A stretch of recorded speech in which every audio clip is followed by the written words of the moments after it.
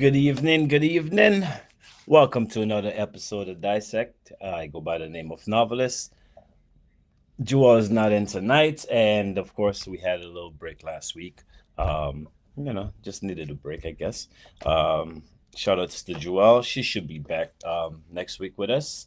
Hope she's having fun doing everything. Hope everybody who went away for Carnival, whether it's in Trinidad, Dominica, Guadeloupe, wherever you went, hope you had fun and you got back to your destination safely and back to, your regular life.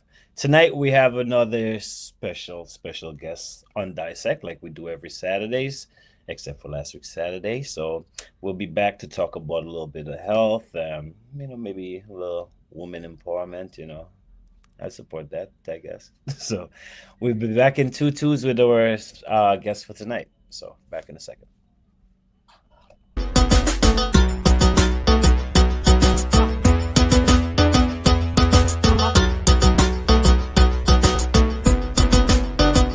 So I'm Janine Xavier Cross. I'm Janelle Xavier. And where's Xavier Street? This is what you beat on the inside and we're ready to Are you, Jewel? I think you have hidden talents that you're not talking about. I just get at the bar. Ain't no bar, I say drum. Yeah. I can honestly say that they've done such a good job with hospitality and welcoming all people in. Well, Samantha Moon. So my name is Claudette Alona Peters. I am Selena. And then that's how it started. When I came home, My name is Pumba. Stage name, of course. Well, I was born in Spanish Town, Jamaica. I am Evelina Blanc. I am a mother first. I think I'm a really wonderful friend. And a really great business. I gotta be ready because you'll be like, oh, she picked that. No, I didn't. Yep. I am Kendra Stephen. I am Rena Charles, aka Mystery. People forward in victory.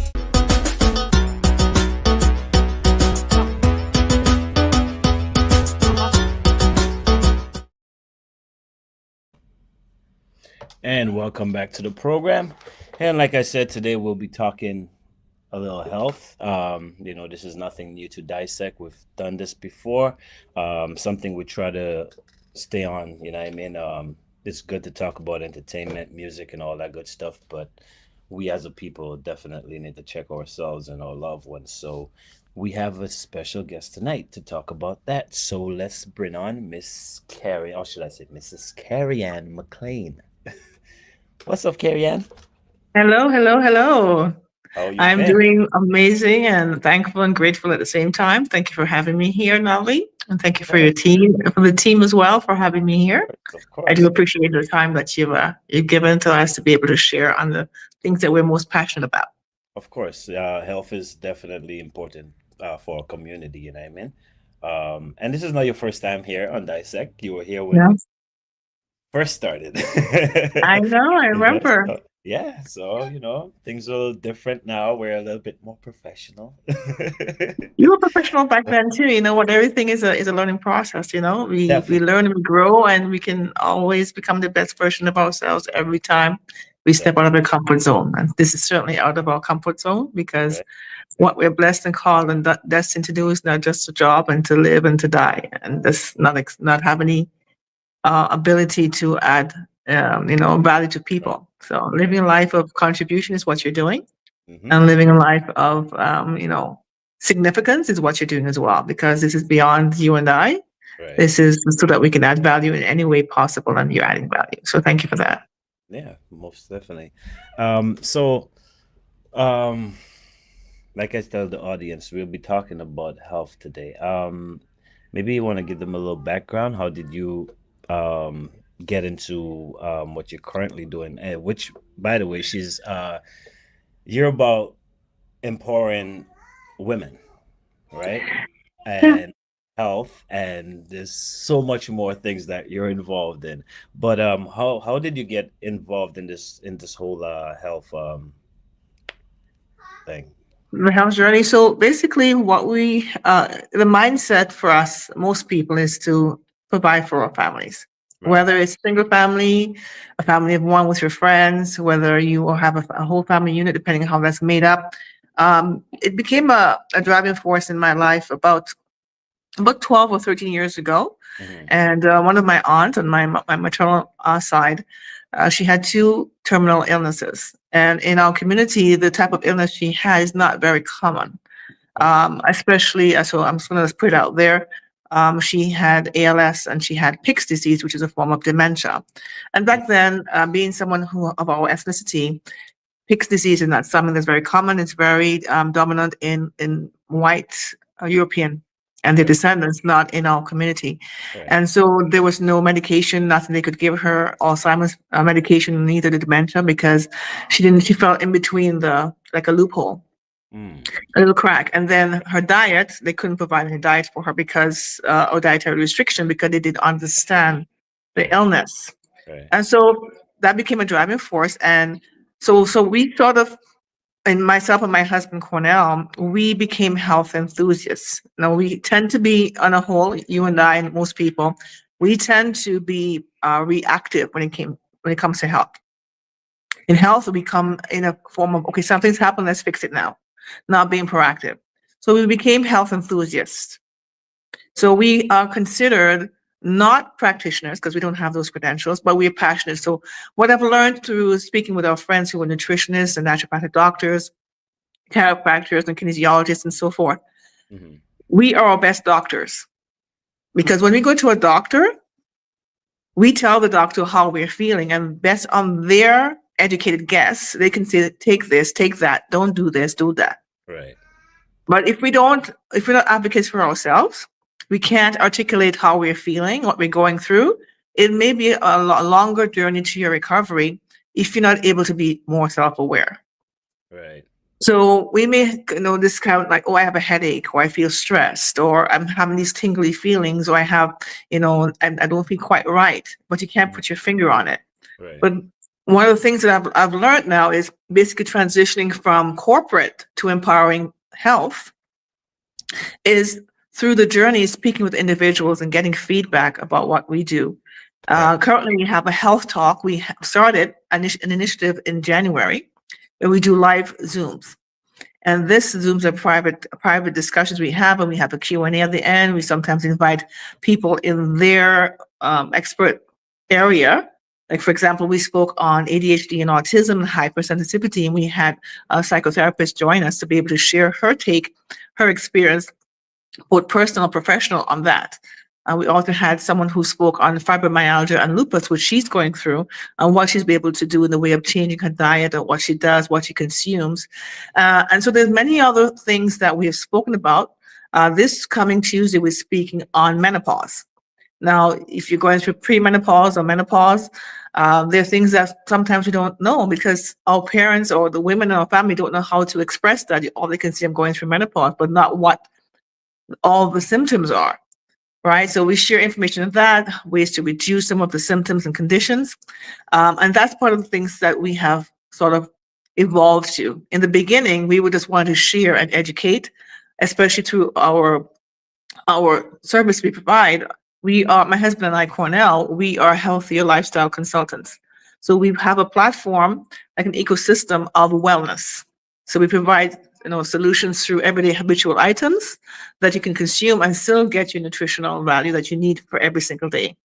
That has evolved to now just speaking with individuals, listening to what they're going through, sort of provide, sort of like a way to have a safe environment of sharing what they're going through, but also providing a possible solution that may or may not help them, but until you take that step, you won't know, right? Right. And so that's how we decided to start our health talk. And that was something in my heart for about a year. Another thing too, as well, as you know, my mom passed away 2 years ago. January made 2 years. Yes. And she had, she was bedridden for 2 years. So I made a decision to not go back to the corporate world and just stay home and take care of her. Right. And so that was the decision that I made. It may not be a decision for everyone. That's their cup of tea. Right. But I made a decision. My mom was not going into a nursing home. Right.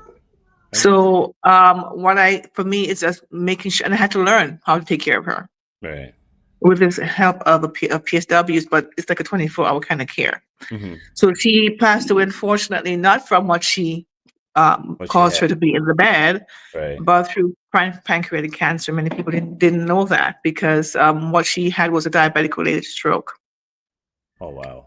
But since then, through hindsight, is that those who are diabetic have a higher risk of developing pancreatic cancer, especially when they're not mobile. And so taking your mom to all these appointments, unless you say something, the doctor won't know. Right. And after she passed, then the doctor goes, "Oh yeah, that's a risk." Now that wasn't discussed with us. Right. When I took her to all her appointments, year in, year out. So again, like I said, we're our best doctors if we can share what we're feeling. Yes. And if you're like old school, like my mom, they don't speak about their health. Right. They don't speak about, especially mental health or physical health. They don't complain. And if they do, they don't tell you everything. So you sort of have to be like an FBI, CIA to like dig it out of them to say, okay, what are you feeling? How are you feeling? Is it hurting here? And that's how we find solutions, right? Mm-hmm. And that's been my journey for our family and for those that we connect with and who we are able to support. Right. So just a little bit about myself. My background in the corporate world was in project management for about 12 years. Mm-hmm. I worked in telecommunications, and for me, adding value in that corporate world was for that company. But we made the decision that we wanted to have a life of significance and to add value and to be able to contribute in a way that will empower people and create a new legacy for health. Right. So we decided to work ourselves into a state where we can move from part-time to full-time in supporting people that way. Mm-hmm. And along that life journey, I became a co-author. And I was part of a group of amazing people, and the book is called Stronger Resilience. It's on Amazon, I believe. It's still on Amazon. Mm-hmm. And we became bestsellers. And so that's also sharing my story through my chapter. 30 artists came together and shared their story, and I'm very proud of that because when God decides to bless you, He bless you. Yeah. Now he made that decision before you're born, but for you have to step into faith, like what you're doing right now with this amazing platform. Right. And so sorry, go ahead. No, so I was saying you carry many shoes. I'm a woman of many talents. Yes, well, yeah, that I know, right? That I know. That's you have taken on a lot. Well, I know you personally before we even had a career, right, in anything, and you're extremely busy woman. But how do you maintain all that? Having to, I'm pretty sure talking to people about whatever they're going through, still having to take care of your mom at the time, being in the house and doing all this other juggling. Like, well, I took some downtime to take care of my mom because that can be taxing. But for me, I have no regrets. Yeah. So for those 2 years, that for me was a lifelong commitment until God called her home. But God saw better, and He took her within 2 years. Still not a downtime, but yeah. So for me, it was not focusing on my business, so to speak, but focusing on health, on my health. Yes. But what transpired in that time was the opportunity the business for us didn't stop. People were still asking about, providing solutions. So we were able to do that because we were mostly online. Right. Most of the face-to-face that we had because of COVID, we had to cancel those bookings, but it turned into where we were able to convert those conversations to Zoom calls. Okay. Then the second part to that was, of course, you're mentally fatigued at times, and sometimes you're losing sleep. Mm-hmm. And so in mom's case, where you have to 3 times a day, you would sleep, wake up, sleep, wake up. So I had broken sleep for that time. Right. But of course, I never got sick because I was supporting my body with certain superfoods to keep me from getting sick. Right. And so having a positive mindset mentally, staying in a state of gratitude is one, mm-hmm. and not stressing about the things that you can't control. And so for me, my mind is, I come from a mind of solution. I don't think about problems. Right. I've always been like that. I see something and provide a solution. I think about it, I leave it alone. It comes to me as to what the solution to provide. Right. Now, that's how I've always been. Yeah. Even before I started this wellness journey. Yeah. The other thing too, as well, I think in mindset of projects. I don't think of goals. So I sort of break it down into projects. Right. there's this color chart that describes people. You know, red is a person who's like, it's a go-getter, doesn't like details, and they sort of go for it. Green personality is more like numbers. You look at the details. Right. And then the yellow personality is a nurturer. So I am dominantly in a yellow personality. So I'm considered a nurturer, but really I'm an undercover green personality. So I love numbers. I love research. I love data. And I had a friend tell me that, and I pulled out my spreadsheet and they go, "You're not a yellow personality. You're a green personality. Because look at your spreadsheet. Look at your," I go, "Okay." So I didn't think of it that way. It just comes normally, it's normal way of doing things. And the other thing as well, you have to love what you do. Facts. It doesn't feel like work. Yeah. When you enjoy what you're doing, you have this this exponential energy. Yes. That comes forth that you find that even if you're tired from your regular job, you still commit in your mind to doing something every day and breaking it down, in bite-sized chunks. Right. There's a saying that I really don't like this saying, but how do you eat an elephant? One bite at a time. I don't like that analogy, but it gives you a visual. But right. I don't like it, but it works, right? So if you saw the elephant and you say, "How do you eat?" So basically, how you do anything is not how you do everything. Right. So if you're able to say, "Okay, I want to be able to contribute. How can I do that?" Okay.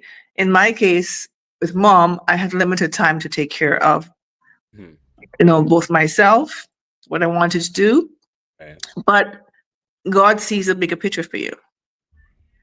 Yep. And so in that time, in that season, I had a friend. Her name is Pat Russell. She's an amazing person. She's also a 2-time breast cancer survivor. Okay. And she was the one who invited me to be part of that book. And so happened I started writing my book in my Word document. And so when she called me, she said she was praying and fasting, and I came into her mind. Right. I already had my chapter ready before she called me.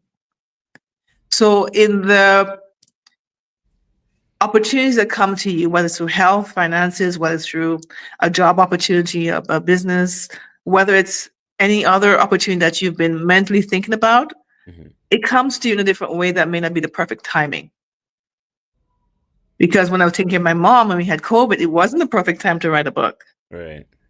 But you know what? I step into faith. Wow. And then we are planning a women empowerment event in April 26th in Scarborough. And I reconnected with a friend. And again, I always say that God has a sense of humor. I was thinking about my mom at Christmas. The first Christmas, I was really sad because she passed with January, and then December rolled around so fast. And I said, I don't want to be in this mindset of being sad. Right. Everyone's laughing and enjoying themselves. I don't want to be the downer, right? And I said, you know what? Let me just send out a video to wish everyone Merry Christmas and to wish them well for the new year. And I made a commitment just to send out to 100 people. In my mind, I don't know where I got that number from, but it just came. Right, and I did it. And I felt better from doing that because I was able to take away from my sadness and focus on pouring into others with just a video. Right. And I met this one person who reconnected to me, and that was the person who's the founder of Sanctuary of Self. And she's the one that she had this vision. And the way how it worked out is that we reconnected for breakfast, we met. She told me her vision. I said, let's do it. Right. Because again, my mind comes from a project management mindset. Right. So I know how to put things together, and I know how to put events together. Right. And I have another business, which I won't talk about here, but this is but everything seems to work in synergy. It works together. Nice. So it's not like I'm going right or left. It just happens to fall into place. So with this event now, we have individuals who are coming on board to speak on, like a psychotherapist, psychologist, womb alignment. A lot of women who go through childbirth, or as they get older, there's issues that cause their wombs to be misaligned. So, and of course, I'm also invited to speak on the panel as well. Right. And we're having this amazing event for women, but it's not just for women. Anyone is invited to come because you support women. You as a male can support women. Of course, support your wife, your sister. Right. Right. So right, exactly, your mother. And so if you come and learn and to grow, and we'll have a great time. There's going to be food and entertainment as well. We have a keynote speaker. So that actually fell into place by simply me reaching out to wish someone Merry Christmas, Happy New Year. And this is what Led to a breakfast, a conversation, to now a wellness event happening April 26th. Wow. Because what unfolds, what you see is not already what you see. Right. What is a bigger, I believe we're spiritual beings living a human existence. Yes, I definitely. So, right. So therefore, if we're living if we're spiritual beings, we're all connected. Right. So how do we connect and to recharge and re-energize individuals? We also pour into others. Right. And so if you find like sometimes you have challenges and you're going through stressful moments and you shift your thoughts to thinking of someone else and how you can add value, your problems sort of like, you don't focus on that, you find your body being distressed. Yes. That's right. True. You don't find your, inflammation, all these things happen when your bodies are highly, highly stressed. And so we tend to internalize things. So if we can have a group or an environment or community of people who want to empower each other, right, and also to have a safe haven, a safe space where you can share without being judged, that's just call me. I'm there, because that's how I think. I have zero room for negativity. Right.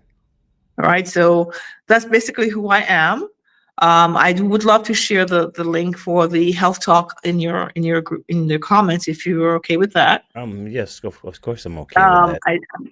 I started wearing glasses, so putting my glasses down. Sorry, go ahead. No, the glasses thing, I was like, yeah, me too. I think it's the 8. Let me tell you, I fought this for a long, long time. Oh yeah, Auburn, you're not alone. So this event, as you said, is the 26th of April, right? It's the 26th of April. Where exactly? It's going to be at the Metropolitan Event Center at off the 401 and Warden. I can actually share that information if you, for some reason, I'm not able to add it through the chat here through comments. Because it's taking me away from my screen, but I can try to do that if I can. So what anyone can do, you can direct message me on Instagram or on Facebook. If you're able to, Novelly, you can share my information there, you can. It's also there, so I will be able to respond to you. From my Facebook, it is Carrie-Ann, excuse me. My voice is sorry, just to go a moment there. So it's Carrie-Ann Joseph McLean. So Carrie-Ann, KERRYANN space JOSEPH -MCLEAN. Okay, now we got the link in there. So awesome, thank you. And then if they're also on Instagram, I'm there as well. All right. Okay, so the 26th of April. Yeah. You said it's woman empowerment, but like you said, men are also welcome to support. Yes, welcome, 100%. What can some of these people look forward to? Like, what are the topics, or what? So we're speaking. Oh, great! So thank you for asking me that. So we're speaking on promoting mental health. Is one. Physical health, emotional health, right, and balancing the both. Also, we have one specific speaker who's speaking about womb alignment.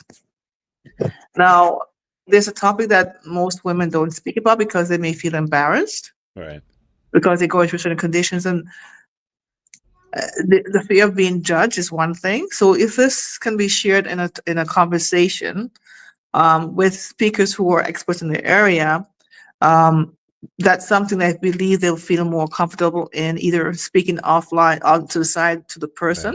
Right. If they have challenges. We're speaking on health as well, in the way of, like I mentioned, emotional, spiritual, mentally, but we have key speakers on those areas. Right. But on the end, we have the ability for Q&A as well, question and answer. So we have the ability to have like a wide range of topics, but in addition to that, we'll have vendors there who will sort of align with our mission, our vision, and we have meals. So we're providing like a full meal with your food and desserts and beverages, so you're able to sit and enjoy yourself, and we'll have some entertainment as well. So it's not just about information; it's about sharing and share information, but also have an environment where you feel that you can learn and grow together. Right. So comfortable environment, pretty much. Yes. Right. Exactly. We're on Eventbrite, so you actually can go to Eventbrite as well. Mm-hmm. And you can search for Sanctuary of Self. We have early bird tickets there as well. Okay, so how do you Eventbrite is that the only way to get the tickets, or? Yeah, so Eventbrite, and if you were to search for Sanctuary of Self, and I can share. What I could possibly do is get the link for you. Again, I may be taken away. I can maybe email that to you so you can have that information. Is that okay? Yeah, that's okay. Okay, God. So that you can, so that way we can build awareness. Yes. Yeah. So you guys on Facebook and all that, wherever you find that. Yeah. So the Sanctuary of Self, you can find it on Instagram. All right. So it's SANTUARY, Sanctuary of Self. And you will see the logo. So the actual picture of the page, you will see a crown, and it will say Sanctuary of Self. That is the actual logo. Okay, cool. And this is not all about women empowerment, because I know it's health for just everybody, right? Yes. I know we had spoken I want to say last week, and we had spoken we were talking about prostate cancer for men. Yes. So this is part of the health talk that I do every Tuesday at 7 p.m. Right. So that's also on your personal page, or is that? Actually, let me just share, as I'm able to do this now, I'm going to share the link that people can register. So as I mentioned, this week, Tuesday, we're speaking on menopause. Last week we spoke on inflammation, and prior that was prostate cancer, which my dad passed away from, which he hid that illness from us. So we didn't find it until 6 months before he passed. So building awareness is very important to me. Right. But we do have, I do have a YouTube channel that I'm working on. Right. That has the recordings there. So they can go in and listen to the recordings for the prostate cancer. Okay, so it's just all audio type. No, it's video. It's a full presentation. You can actually see the slides. You can hear me speaking, everything. All right.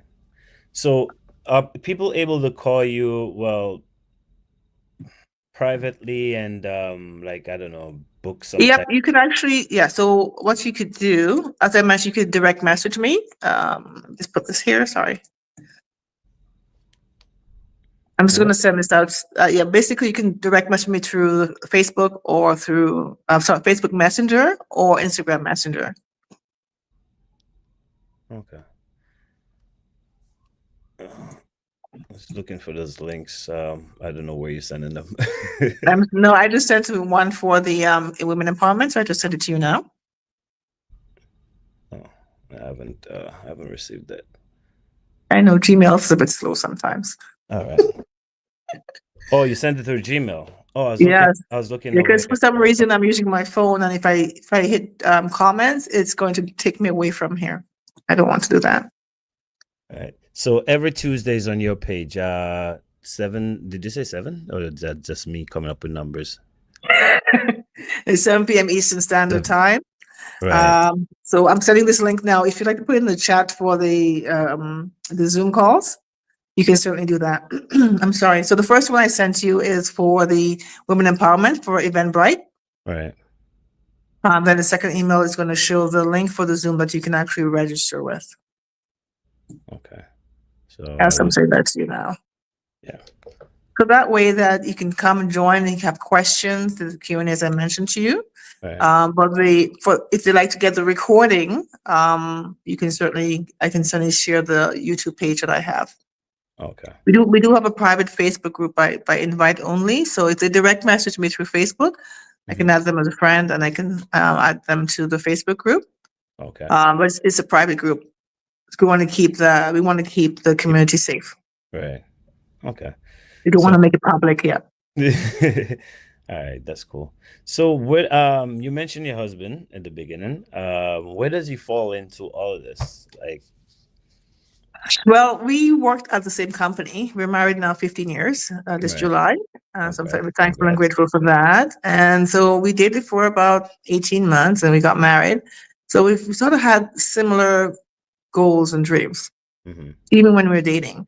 And so we sort of, I believe communication is very important in a marriage. Even if you're not married and you have a partner, it's very important to communicate. And so we speak on, when I first met him, I said, you're a nonverbal communicator.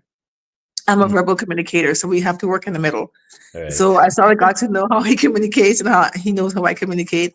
And I share with him my dreams and goals. And he's actually very passionate about health as well. He just recently lost his brother from prostate cancer. And again, that was hidden. Yeah, so the second bout of it came back, his prostate, the chemo was not working. It was rejecting it. His body was rejecting it. So by the time we found out, he passed in 2 weeks of us knowing that it came back. Oh. So that happened when my mom passed, we had five deaths in our family, including my mom and his brother. So in less than a year. So in the journey of us, from having, not so much turbulence in our life to having a lot of turbulence with challenges from death to sickness, financial health as well is another important thing for a marriage. These things sort of came into play all at once. Yeah. But because we had a solid foundation of knowing we need to be proactive with our health, we decided to just continue our journey. Right. I'm so sorry about that. No, that's fine. Yeah. So when we go through our life challenges, we talk about it. We just don't hide it. Yeah. When we decide to be business partners in addition to business partners. That's why my phone's running a little bit low. That's cool. You gotta plug it in, or I just did. Okay. Oh, and we lost her for a bit. Hopefully we get it back shortly. So yeah, our health, man, is definitely something that we as a people need to stay on. I don't know what it is, what stigma it is in our community that, we don't trust the doctors, or we just figure, we could suppress the pain. I'm not sure what it is. Oh, you're back. I think for me, what I've learned, going like in Dominica, when I was living there before we came here, and even when we went back, there's a lot of, I'm just going to put it out there.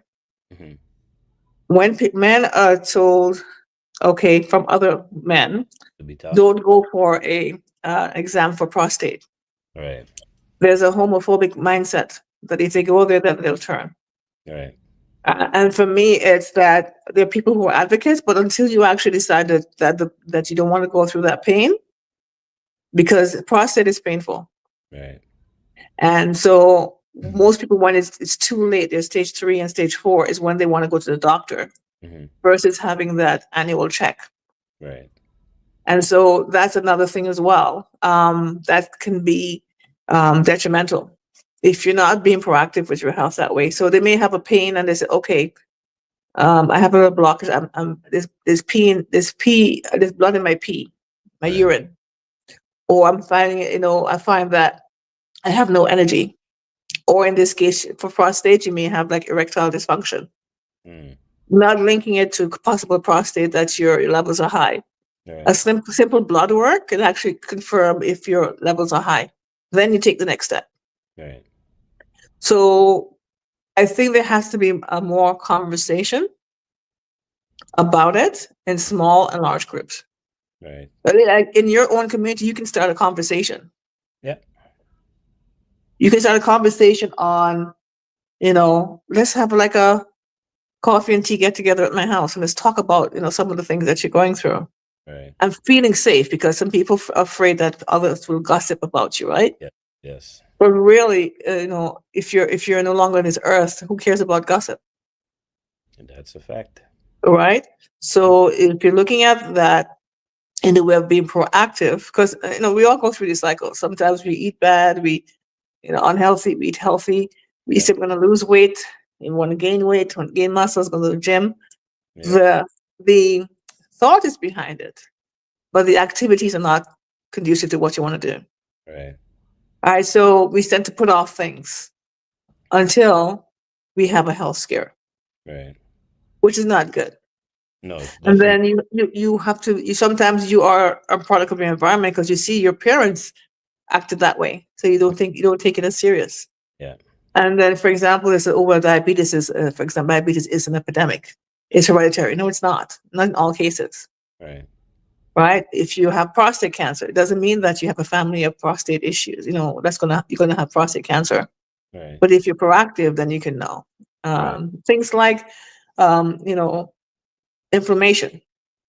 Mm-hmm. Inflammation is a big thing. That's an underlying condition for many illnesses.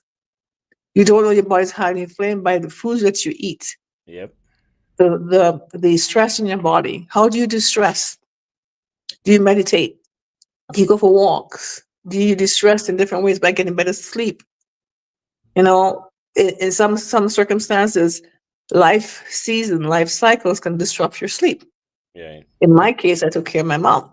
Right. So that was like broken sleep for 2 years. But then I made sure I did other things to stay healthy. Right. I don't know if you ever saw my Facebook. I go walk every day, 6-7 miles. Yeah, I saw you walking. That was back in a while. It's been a while. Yeah, and then mom's illness happened, and then I was offline. Yeah. So some things have to give, right? Yep. Because you can't do everything and be all for everything and everyone. That is true. So I had to prioritize, and my priority was my mom at the time, right? Right. But the fact that you have this platform that I can share is actually, I'm very thankful for that. Yeah, I'm thankful for you being here. Like, our stories are, kind of similar, but I'm just listening to you, and I can literally feel everything you're saying without. I don't know how. Like, usually, I'm not gonna lie to you. Usually, somebody mentioned their mom passing away, and tears just start rolling down my eyes because I went through the same thing, right? So I get it. I totally get it. But we gained some strength and stuff from that. You definitely got some strength for that, and you're putting it into other people's health. So that's a good place to channel that energy, right? So yeah. So this is. Oh, we lost her again. Okay, we're having a little bit of signal issues, but hopefully she'll be back. She'll come right back, and we could continue where we left off. Yeah, man. Oh, I think she's back. Yeah, definitely. Stay on the I health. sent you the Zoom link via email. So if you'd love to, if you could share it in the comments. Okay. Yeah. Let me just. And then also in the Eventbrite, if you could share that as well, I would appreciate that. Okay. Copy. And yes, I will try to share it. And so this Tuesday, I need my pen, man. Oh, I'm sorry about that. Yeah, that's fine. On your page, what is the topic? This topic is about menopause and how you can reduce the symptoms of the menopause. Right. And then for the previous week, we talked about inflammation. So the menopause is we know that some men go through andropause as well. What you call it? It's Andropause? andropause. Okay, this is new to me. Sorry. Yeah, so sometimes it's actually a real term called andropause. Okay. And so men go through different cycles like low testosterone. They have certain levels of, low energy, low libido, all these things. So it's called andropause. So I'll be touching on that as well. Okay. But mostly about menopause, but the symptoms of menopause, like brain fog. All right. Anxiety, depression. Not only women go through those things. No. Right. So men go through suffers more in silence more than women. Because most men are taught not to express themselves in a way that will show that you're not manly. Right. So this is a place that you can actually come. If you have questions, we can answer as best as we can. And if you don't know, we will sort of refer you to a person in that profession that we can help further. But I'm excited about what's coming for this topic. Nice. For me, I am so anxiety is new to me. I've been going through anxiety for the last 2 years, and that's just simply because the wave of crap that I went through. I don't understand it. I don't understand what triggers it. I feel like I'm handling it a little bit better. At first, I did not understand what it was. Yeah. So, yeah, and it's just one of those strange feelings. Yeah, it is. It's not something that happens all of a sudden. It's subconsciously happening in small ways, but you don't want. And then you have a big episode. Right. Oh. Yeah. So I'll give an example. My cousin who went through breast cancer, thankfully she's in remission. I made sure I gave her the right supplements, the superfoods, everything while she's going through her radiation, her 20 bouts, took her to all her appointments. Right. And even when she was going under the knife for her breast cancer, she made sure she stopped and prayed with the doctor. So she has that kind of positive mindset, right? Right. She's a woman of faith. But going through the 20 bouts of radiation, one of the things with the social worker that sort of surprised me was, do you feel like you have suicidal tendencies, or do you find yourself getting depressed or anxiety? And she said no at the time. Right. But then she started having bouts of anxiety, and she just didn't know where it was coming from. So overthinking, sort of not expressing yourself, and that's why she's an introvert.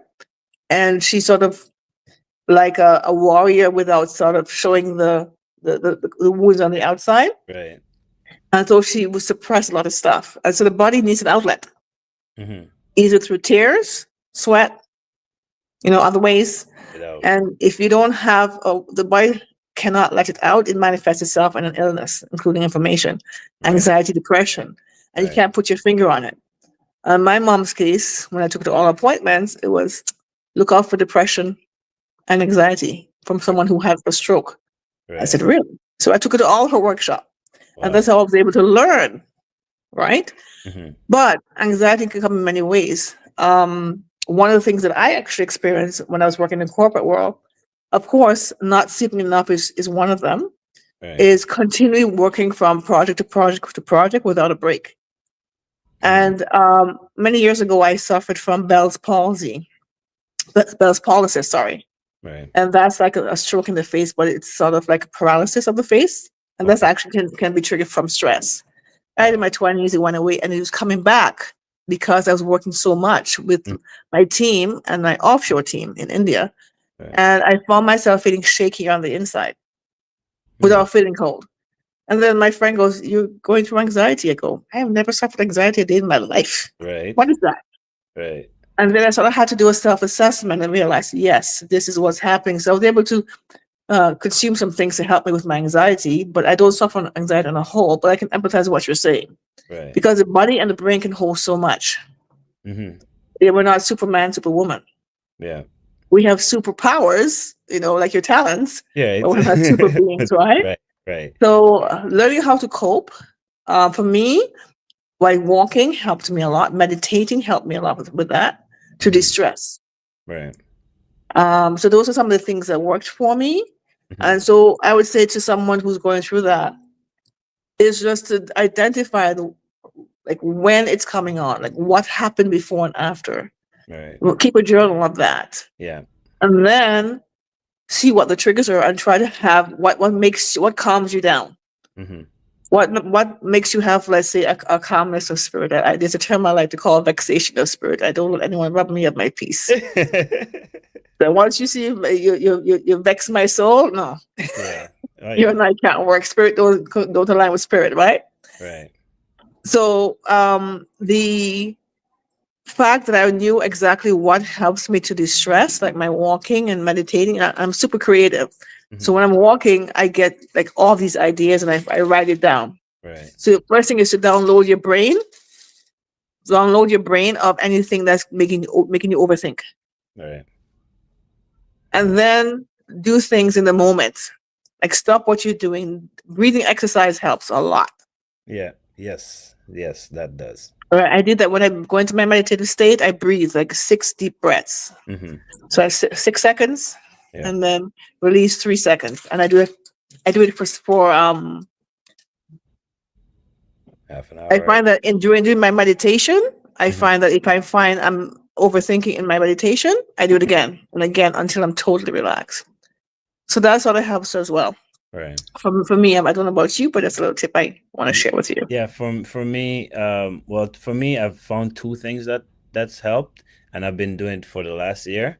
One, if I could get home immediately, that helps, but I can't always get home immediately because, like you said, you're super creative. So am I. So when I'm home, I'm in the studio. So as long as I put the headphones on, I'm totally relaxed. So I've learned to try to relax myself outside. So the breathing, what helps. And so I'll literally shut down for like 5 minutes, whatever I'm doing, and just go within myself, breathe in, and then that's how I calm myself down. Another thing I did for about 12 years, because at the time I used to work from Ajax to Brampton, so that's about an hour's drive. And if there's an accident, it's 2 hours. So what I would do, I wouldn't listen to any radio, any negative news. I just listen to a lot of audiobooks. Yeah. And the audiobooks are supposed to build my mind. So I'm doing my mental exercise, and that kept me calm. Yeah. So, because just driving in traffic can create anxiety and stress. Oh, yes. And so sorry, go ahead. For me, even the wrong set of music. Yes. I don't listen to music a lot when I'm in my car. I actually just listen to talk radio. It's like just a quiet noise in the back because my mind is always, certain songs will trigger that. Good. That's good. So you have your coping mechanism that you have in a little virtual basket that you can pull out. Yeah. You know, and I tend to, I'm a huge observer. So if I'm seeing someone and they're like giving me like a pasty smile, a fake smile. Yeah. And I know my spirit leads me to talk to them, especially a younger person. Right. And in their 20s or so, I'll say, it's okay that you don't have to paste on the smile if you're not feeling it. Exactly. But before I do that, I say, I'm sharing this with you from a place of love. Right. I'm not here to judge you. Is it okay if I gift you with something? Right. So I get their permission first. And then I said, it's okay if you're not feeling you're 100%, and then they start sharing. I'm just going through some anxiety right now. I'm feeling really stressed. Right. And I'll tell them, what kind of music do you like to listen to that will sort of distress you? Okay, on your break, go and listen to something to calm your mind down. Because people keep throwing things at you. They start taking your time, and your time is not your own, and then you can't say no. Well, I can say no now, but so everyone has a different way. I think there's a person that has a question in the comments. Yes. From your point of view, why do you think people keep their medical hidden from their loved ones? That happened to me. So I can share with you what, from my perspective, I truly believe there's 2 parts. When people have an illness and they're people in an environment where people already interact with them as much, right, and they don't call to see how they're doing, and then all of a sudden they hear they're sick and they call to get the 411, and then they turn it into a negative conversation. So the negativity breeds negativity. So most people hide it because they don't want to hear any pity party. They don't want to get the sympathy. Because if you're not coming with me in a place of solution, why should I share with you? Right. Another one also being fear of judged. Mm-hmm. Another one as well is being criticized. And why did you take so long to go and go to the doctor? So again, these are all negative conversations. So you're fighting with your own mental state, and then you're hearing this from one person, 2 people, 3 people, and one person tell 10. Because not going to stay with one. Right. So everybody's calling you to find out you have to keep repeating yourself. That's one thing. So people tend to hold that. Right. All right. And people don't want, main thing is the sympathy and the pity. Yes. All right. And also feel like it's hopeless. Mm-hmm. I had that with my mom when she had a second stroke. And this is this is my personal journey with my mom. She had the first stroke 5 years before the second, to the same month and the week of having the second stroke. When the second stroke left her, not being able to move, her right side was like totally not functioning.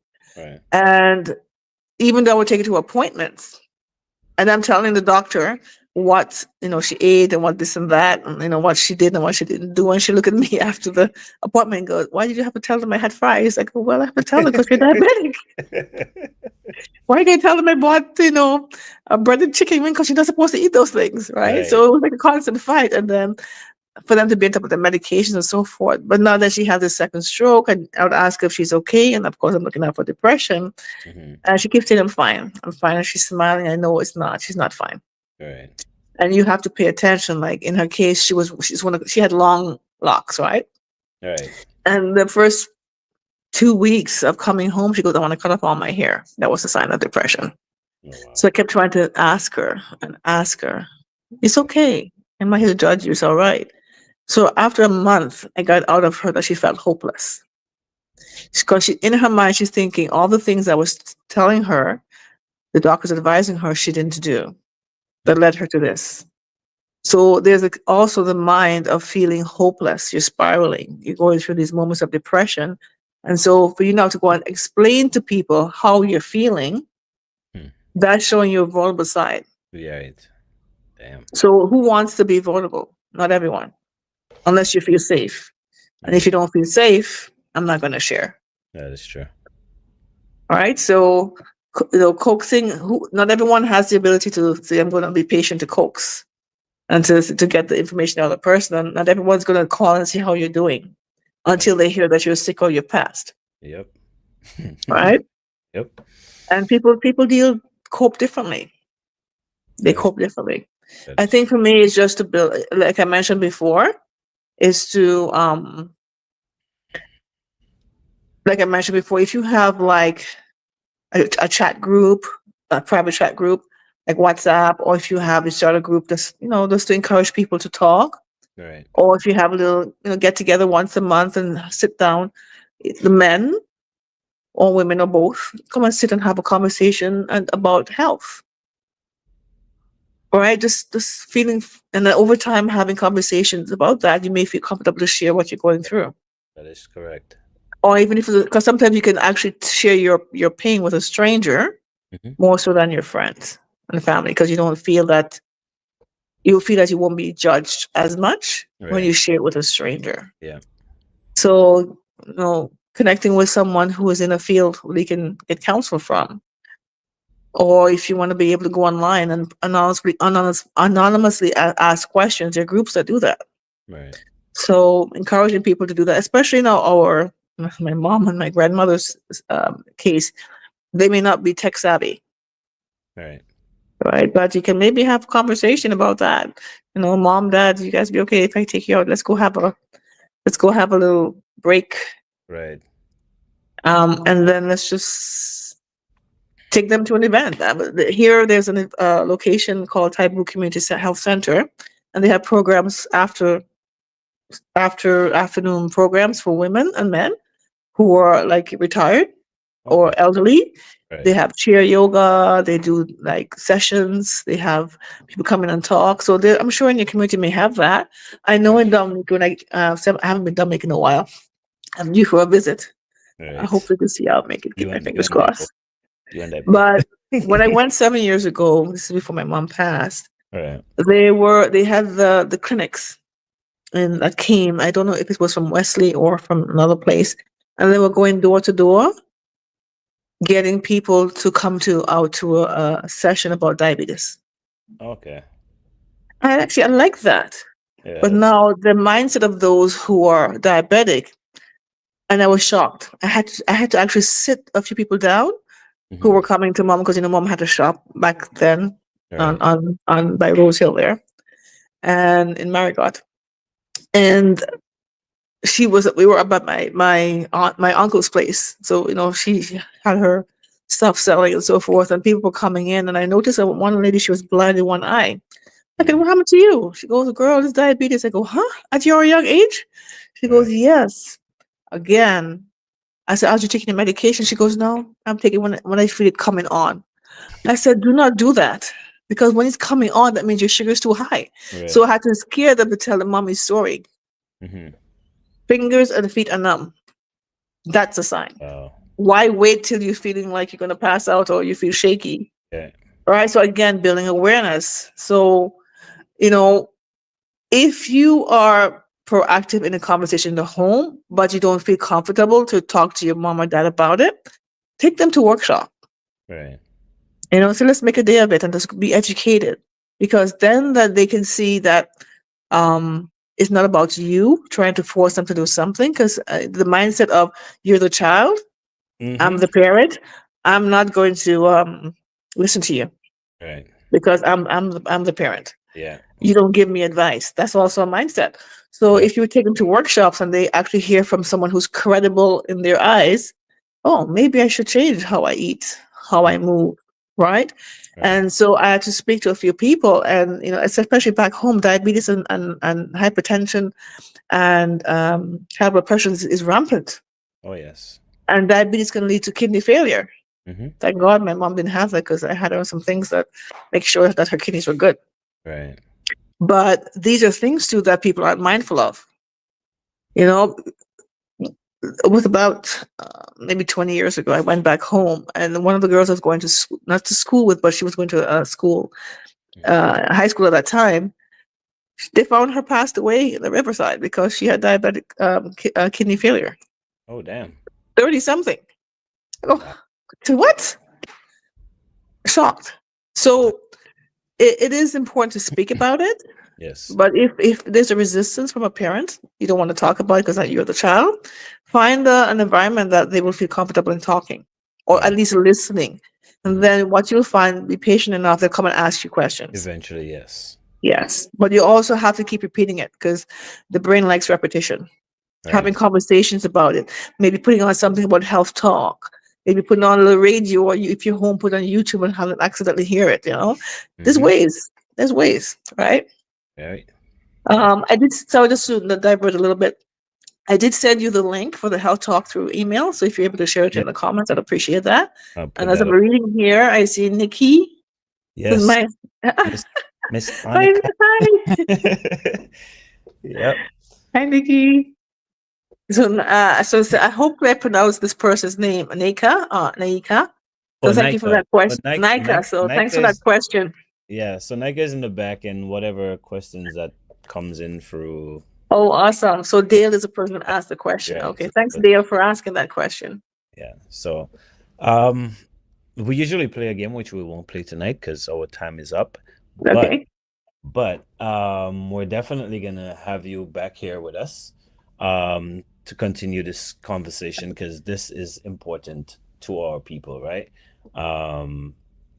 Joel will be back next week, so we will organize when it is. Sure. You're coming back on, and I'll talk to you in the week. You'll know that. I would be more than honored. I feel very thankful and grateful that you're considering me to come back again as a guest. Like this is important. Like I said, this is something we try to do every year. At least bring in a nurse or whoever we can get, right, to talk about health, and because it's important for us. And like you said, our people, the most you might say, oh, I have a toothache, I have a headache, I broke my arm. Apart from that, we don't share out information, right? So especially us men, we have a stomach pain, like, nah, that's just gas. And I know. We drink tea, we drink a shot of rum. You eat the food too fast. right?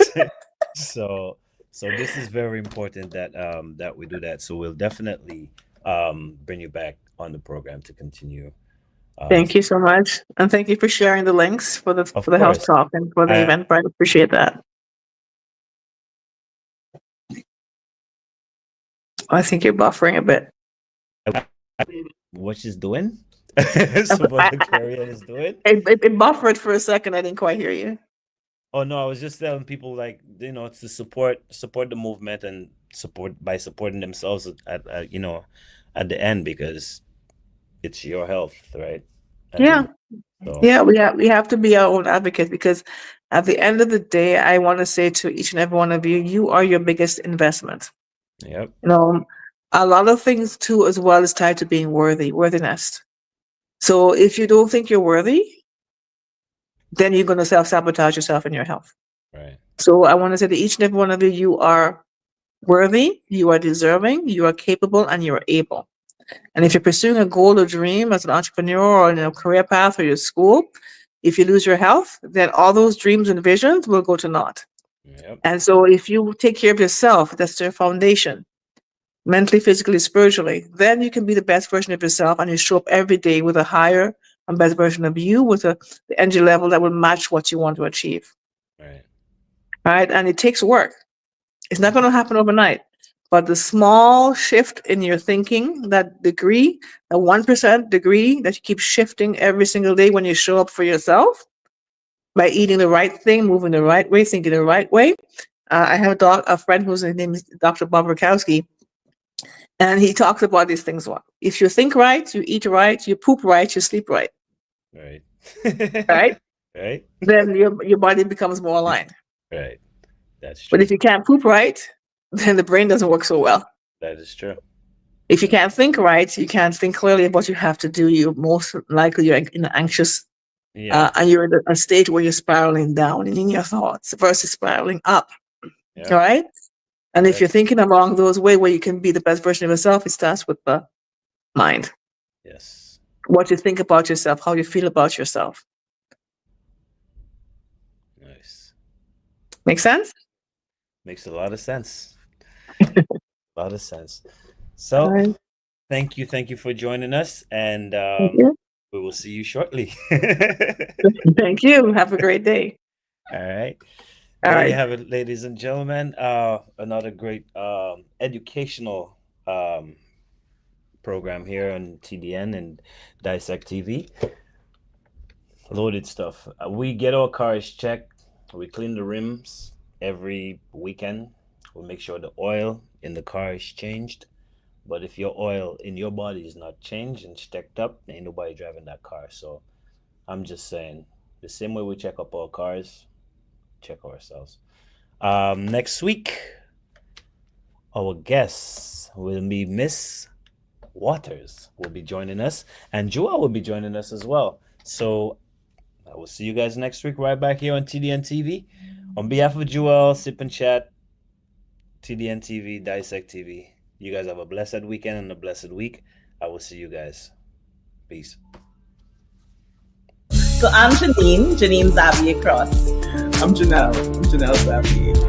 And we're Zabi Street. So this is what you need on the inside and we're ready to come back. Are you, Jewel? No, I'm hidden talents that you're not talking about. Let's get to the bar. In the bar, Yeah.